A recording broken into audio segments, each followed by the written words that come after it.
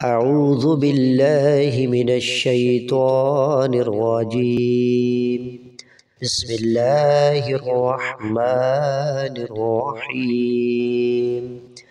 میرے محترم پیارے ناظرین، السلام علیکم ورحمۃ اللہ وبرکاتہ۔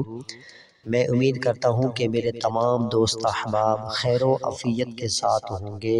اللہ کریم برکتیں عطا فرمائے، آمین۔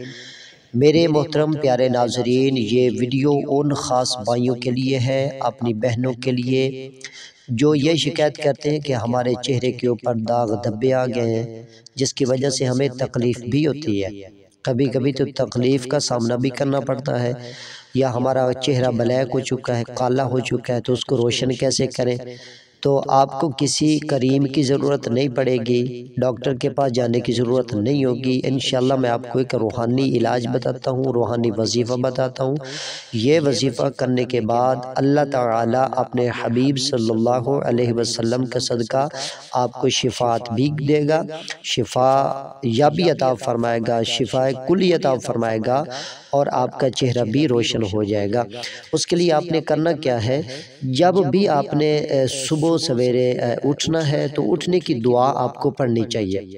وہ دعا کس طرح ہے؟ الحمدللہ الذی احیانا بعد ما اماتنا والیہ النشور۔ یہ دعا پڑھنی چاہیے، جب بھی آنکھ کھلے تو یہ دعا آپ نے ضرور پڑھنی ہے۔ اس کے بعد آپ نے وضو کرنا ہے۔ وضو کرنے کے بعد آپ نے صرف 2 ناموں کا ورد رکھنا ہے۔ اللہ عز و جل کے 2 نام ہیں، ایک ذاتی نام اور ایک صفاتی نام ہے۔ آپ نے ان دونوں ناموں کو ملا کر صرف 25 مرتبہ پڑھنا ہے۔ آپ نے یا اللہ یا خبیر، یا اللہ یا خبیر، یہ 2 نام ہیں، ان کو ملا کر آپ نے 25 مرتبہ پڑھ کر اپنے ہاتھوں پر پھونک مار کر اپنے منہ کے اوپر بھی اپنے ہاتھوں کو پھیر لیں، جہاں جہاں آپ کے دھبے ہیں، داغ ہیں یا کالا جسم ہے، وہاں پر آپ ہاتھوں کو پھیریں۔